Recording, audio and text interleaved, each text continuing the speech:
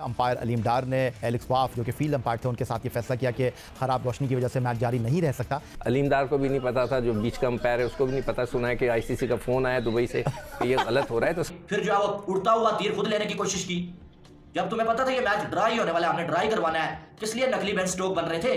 Ben Stoke बनना तुम्हारे बस की बात नहीं है। देखिए, देखने वाले बुद्धू या बेवकूफ तो नहीं, उनको नहीं मालूम कि ये किस माइंडसेट से इस मैच को शुरू किया और खत्म किस तरीके से कर रहे हैं। तो ये टोटली मेरे ख्याल से गिमिक कह सकते हैं और एक दिखावा था। शुक्र करें कि बैड लाइट हो गई। अलीम डार ने मतलब बैड लाइट मीटर रीडिंग करके कहा जी बैड लाइट है, नहीं हो सकता मैच। तगड़ा डिसीजन मैंने क्यों डाला, बस सुन लीजिए मेरी बात। ये जो डिक्लेयर किया, डिक्लेयर अबे तो ड्रामा था, पता था कि अब नहीं जीत सकते। मैं जो फैसले नजर आए ना, वो लग रहा है कि बाहर से कहीं से फैसले हो रहे हैं। फैसले नहीं, जब लाइट मीटर रखा है ना अलीम भाई ने, तो वो क्या कह रहा था लेथम, कसम खुदा की अलीम भाई तुम मुझे जो है ना 7 ओवर दे दो, अगर मैंने इन्हें नहीं मार दिया तो बोलना। उसके बाद फिर जो है वो हंसे जा रहे हैं बाबर आजम साहब मतलब फील्ड के ऊपर। और वो जब एक पीरियड आया कि जब लेथम आया बैटिंग करने और उसने और कॉनवा ने जब सूचना शुरू किया तो सारी हंसी उड़ गई थी। तो भट्टी साहब सीधा पहले आपसे ही पूछ लेता हूं, थोड़ा सा कंफ्यूजन थी क्योंकि पहले हुआ ये करता था कि जब खराब रोशनी होती थी तो अंपायर बैट्समैनों से पूछते थे, बैट्समैन अगर खेल जारी रखना चाहते तो मैच कंटिन्यू रह सकता था।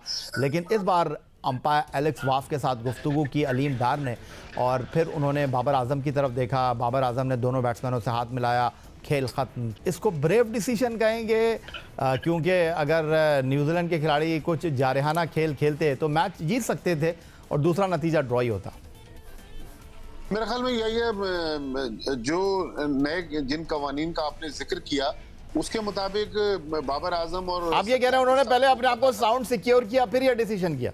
एग्जैक्टली उनको पता था कि 7-8 ओवर से पहले, क्योंकि इस नेशनल स्टेडियम में आज 5वां दिन था और रोजाना तकरीबन 5:25 और 5:28 के दरमियान बेड लाइट की वजह से खेल रोका जाता है। तो उनको अंदाजा था कि 45 मिनट से ज्यादा ये मैच चल नहीं सकता, इसीलिए उन्होंने इस तरह का डिक्लेरेशन किया। लेकिन उन्होंने सबसे पहले अपने आप को महफूज बनाया।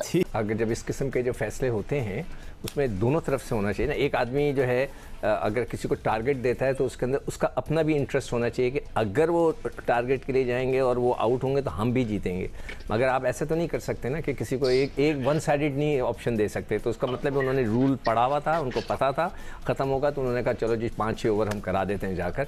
अदरवाइज ऐसा तो हो नहीं सकता ना कि एक शख्स। लेकिन उन्होंने ये then and there I think मेरा ख्याल है फैसला किया, क्योंकि अगर ऐसा कुछ होता तो पहले से वो मैसेज पास ऑन करते हैं मीर हमजा को और सऊद शकील को कि मारना शुरू करो। देखें, अगर वही अक्लमंदी वाली बात है, प्लानिंग वाली बात है कि उन्होंने पहले हो सकता है कि टी ब्रेक में जाके अंपायर से पूछ लिया होगा कि हम कितने देर तक जा सकते हैं, क्या रूल्स हैं। और उनको यही नहीं पता था कि रिजवान कप्तानी कर सकते हैं, कईयों को नहीं पता था। वैसे ऑनेस्टली स्पीकिंग 12th मैन का कभी जब अचानक कोई इंसिडेंट होता है ना तो फिर सब चौंक पड़ते हैं। देखें, अलीम डार को भी नहीं पता था, जो बीच का अंपायर है उसको भी नहीं पता। सुना है कि आईसीसी का फोन आया दुबई से कि ये गलत हो रहा है। तो उसका मतलब है आप कह रहे हैं वो जावेद साहब को भी नहीं पता था। काफ़ी लोगों को नहीं पता।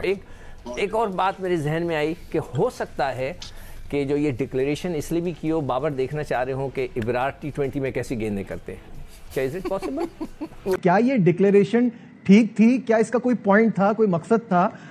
आप क्या सोचते हैं इस पे कि कोई फायदा था इस तरह की आपने एक ऐसा एक्साइटिंग फैसला बनाने के लिए कि शायद हम जीत जाएं, इस वजह से किया बाबर ने ये?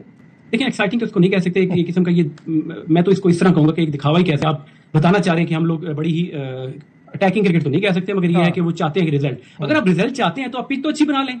शुरू आप गलत तरीके से करते हैं और फिर आखिर में जाके लोगों को देखिए, देखने वाले बुद्धू या बेवकूफ तो नहीं, उनको नहीं मालूम कि ये किस माइंडसेट से इस मैच को शुरू किया और खत्म किस तरीके से कर रहे हैं। तो ये टोटली मेरे ख्याल से गिमिक कह सकते हैं और एक दिखावा था। ये जो पाकिस्तान ने बाबर आजम ने किया अभी अगेंस्ट न्यूजीलैंड, ये मेरी समझ में नहीं आया कि ये क्या था यार। मेरी नजर में तो ये हाराकिरी थी, इसलिए क्योंकि आप न्यूजीलैंड को अपनी सेकंड डिक्लेयर करके आप न्यूजीलैंड को 138 का टारगेट सेट कर रहे हो 15 ओवर में, मिनिमम 15 ओवर में, ठीक है। मतलब ये ऐसी पिच थे जिसमें आपने 15 ओवर में नहीं बोल्ड आउट करना था न्यूजीलैंड को, किसी सूरत में नहीं करना था। यही कहता हूं कि यार ये क्या, किस किस्म की ये टीम मैनेजमेंट है, क्या इनका थॉट प्रोसेस है। और उसके बाद फिर जो है वो हंसे जा रहे हैं बाबर आजम साहब मतलब फील्ड के ऊपर।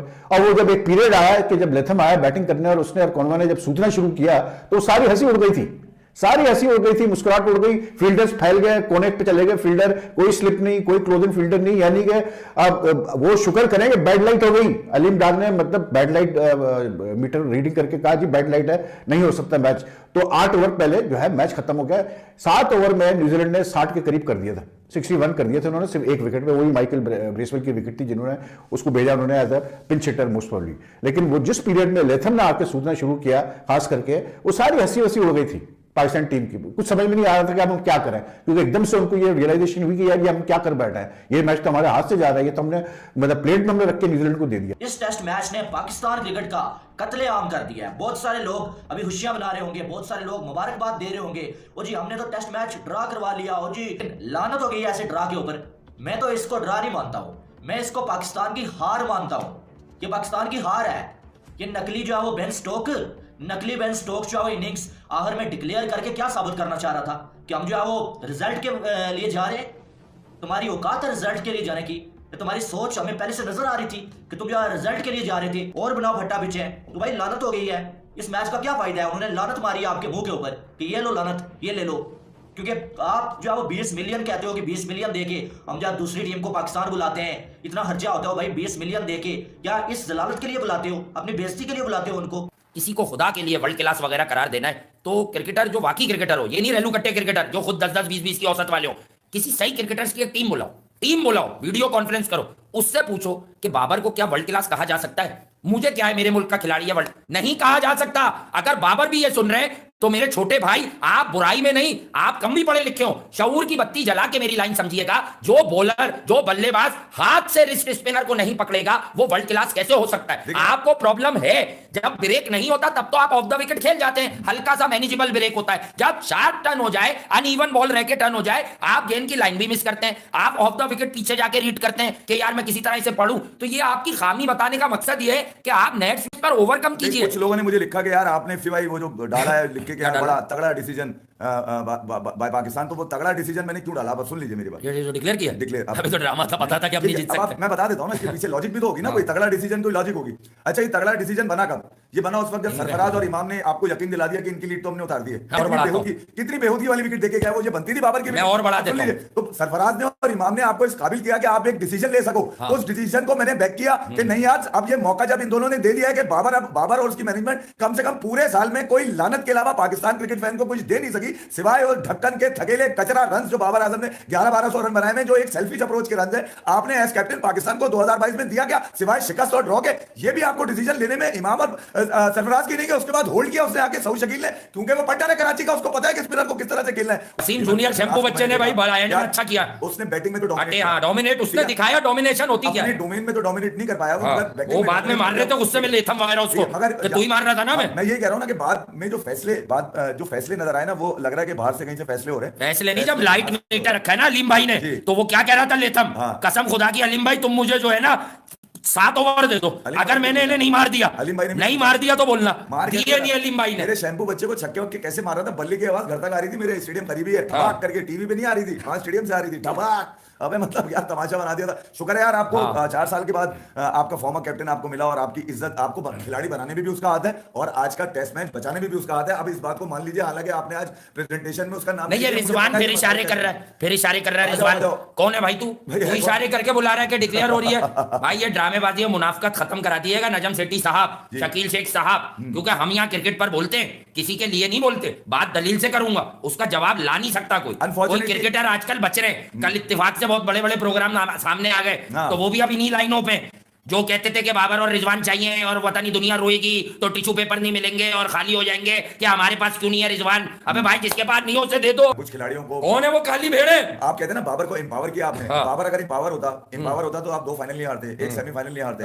ठीक है, आप अपनी टीमें दे रहा हूं मैं, बाबर को एम्पावर कर रहा था। बाबर को आप तो कहते थे वो अपने लिए खेलता है, तो मसला एम्पावर का थोड़ी है, मसला उसकी उस चीज का है कि वो तो अपनी क्रिकेट खेलने के लिए लगवा देता है टीम। नहीं, मैं ये कह रहा हूं कि कुछ लोग ये कह रहे हैं कि बाबर व्हाइट बॉल का अच्छा कप्तान है, ठीक है, अभी रेड बॉल ये सीख रहा है, रेड बॉल। अबे क्या पागल हो गया तुम लोग? क्या पहले 20 टेस्ट देके उसे बैटिंग सिखाई, आप उसे 40 टेस्ट वो हारेगा तो वो कप्तानी सीखेगा। अबे किसकी गोद का बच्चा है ये? नहीं, ये घुसा लो ना अपने, वो रन लो और घुसा लो अपने अंदर, क्योंकि उससे आया तो कुछ नहीं सिवाय लानत के। डोमिनेट किया है बाबर ने। अच्छा, डोमिनेट कहाँ करता है वो? जहां आपने ना 196 जो वो डोमिनेट करता है दोस्ती यारी पे कि मुझे ये खिलाओ, वो आदमी ना लाओ जिसकी वजह से मैं इनसिक्योर हो जाऊं। अभी सरफराज उसे वो चाहता भी नहीं है कप्तान बनना सरफराज, मैं ये भी बता दूं, वो उसको फुल सपोर्ट दे रहा है, लेकिन उसने रवैया ऐसा रखा हुआ है कि वो सरफराज को अपने लबो लहजे से बता रहा है कि तुम्हारे खेलने से शाहिद आफरीदी का प्रेशर आया है, इस बोर्ड का प्लेइंग 11 में तुम्हारे उतरने से मैं ना खुश हूं। एक अल्फाज नहीं उसका प्रेजेंटेशन में कप्तान के मुंह से। मुझे हैरान होती है यार कि जिसने आपको पंजों पे आप खड़े रहते थे उसने आपको इमाम is better than you in 4th innings यार।